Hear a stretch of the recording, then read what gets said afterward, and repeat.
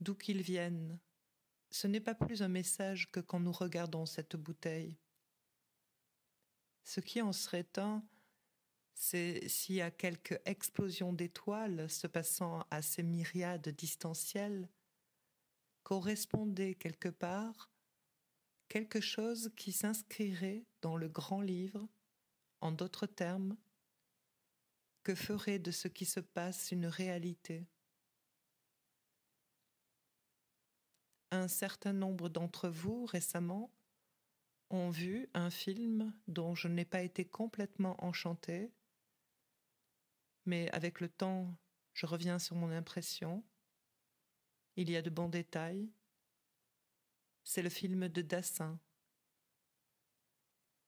Dans le film de Dassin, de temps en temps, le personnage qui nous est présenté comme merveilleusement lié à l'immédiateté de ses sentiments, prétendus primitifs, dans un petit bar du Pirée, se met à casser la gueule à ceux qui l'entourent pour ne pas avoir parlé convenablement, c'est-à-dire selon les normes morales du personnage. À d'autres moments, il prend un verre pour marquer l'excès de son enthousiasme et de sa satisfaction, et le fracasse sur le sol.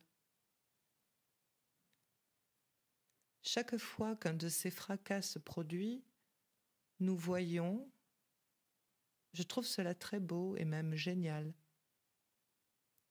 s'agiter frénétiquement ce qu'on appelle le comptabilisateur, la caisse enregistreuse. Et c'est cette caisse qui définit la structure à laquelle nous avons affaire.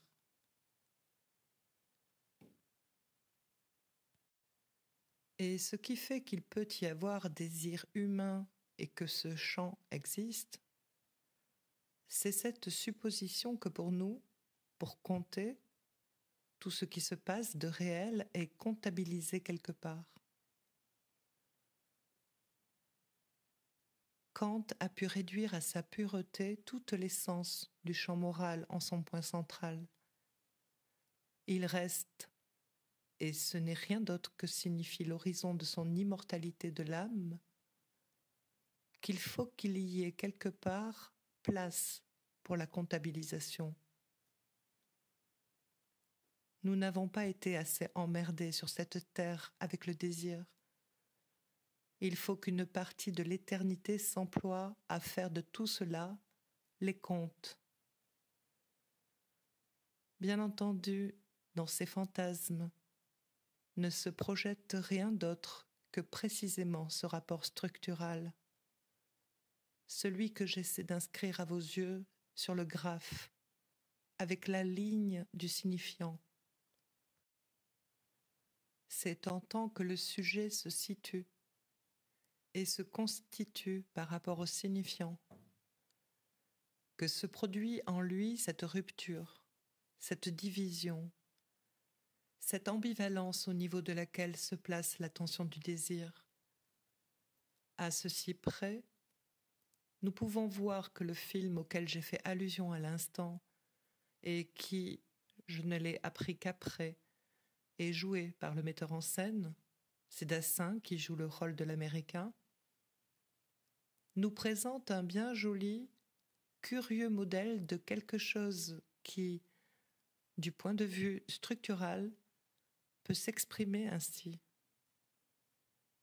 C'est à savoir que celui qui joue en position de satire, je veux dire en position satirique, le personnage qui est à proposer à la dérision, Dassin nommément, en tant qu'il joue l'Américain, se trouve en tant que producer, personnage qui a conçu le film dans une position plus américaine que ce qu'il livre à la dérision, à savoir que les Américains eux-mêmes.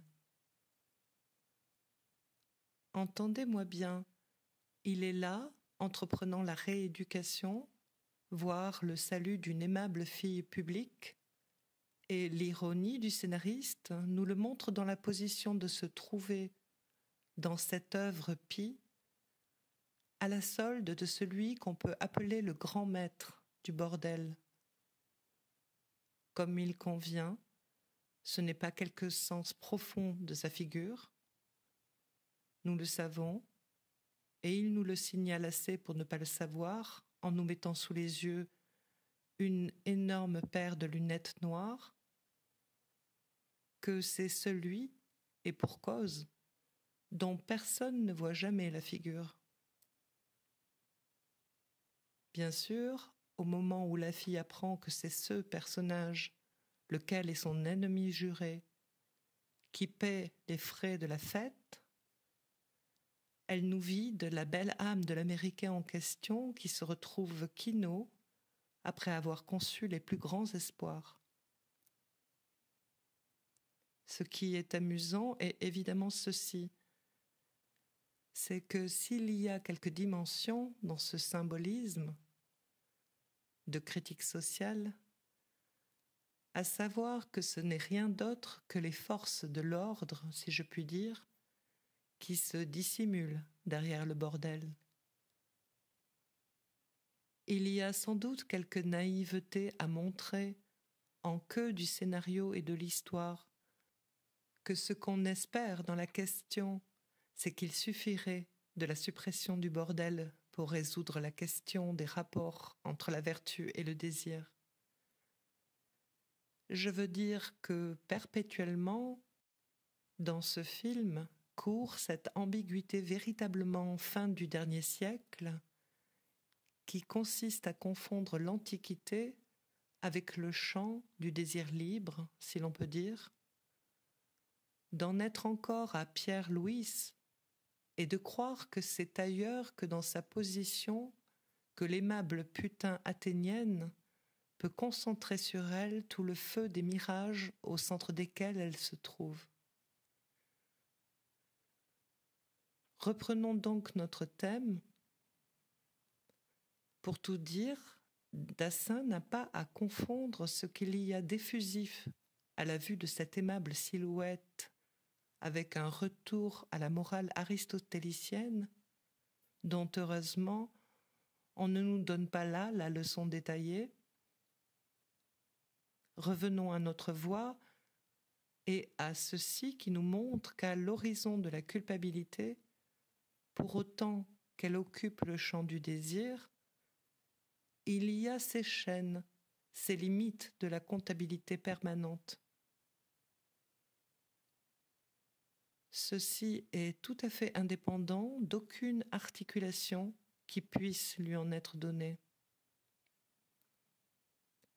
Une part du monde s'est orientée d'une façon résolue dans le service des biens, rejetant tout ce qui concerne le rapport de l'homme au désir, dans ce qu'on appelle la perspective post-révolutionnaire.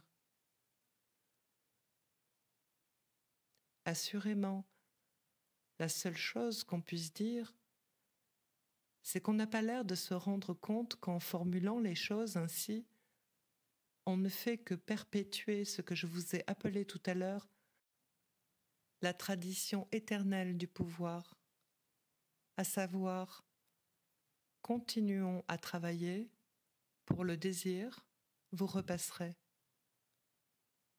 Mais qu'importe. Dans cette tradition, laquelle, je vous le dis, pose une question, je veux dire que l'horizon communiste ne peut se distinguer de celui de Créon, de celui de la cité, de celui qui distingue ami ou ennemi en fonction du bien de la cité. Il ne s'en distingue qu'à supposer, ce qui n'est pas rien en effet, que le champ des biens au service desquels nous avons à nous mettre n'englobe à un certain moment tout l'univers.